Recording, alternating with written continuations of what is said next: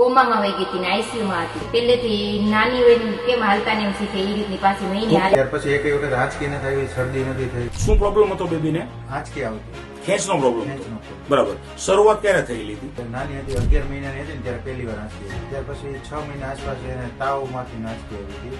પોણા 3 વર્ષની હતી ત્યારે આંચકી આવી. ત્યારે અચ્છા. કોમામાં હતી. કોમામાં જતી રહી. હવે એની સ્થિતિની વાત કરો તમે. કોમામાં વહી ગઈ હતી ને આઈસીયુમાં હતી.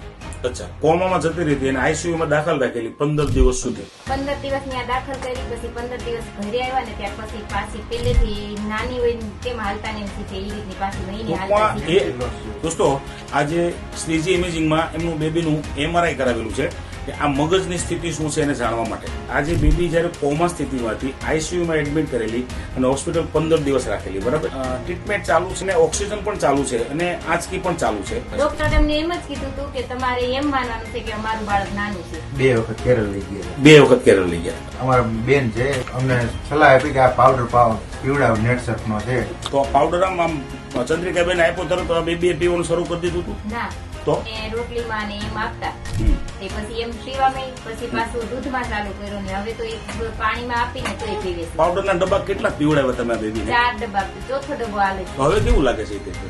રિઝલ્ટ સારું છે. હવે ત્યાર પછી એક વખત આંચકી ન થઈ, શરદી નથી થઈ. પેલા શરદી હતી, શરદી એમ કાયમિક રહેતી, નાકમાં મસાજ એવું રહેતું. એક્સરે કરાવ્યો એટલે કે આને નાકમાં મસાજ છે. પછી તમે આજે આ પાવડર બેબીને પીવડાવ્યો છે, તો પાવડર પીવડાવવાથી આંચકીનો પ્રોબ્લેમ સોલ્વ થઈ ગયો? આંચકીનો પ્રોબ્લેમ સોલ્વ થઈ ગયો.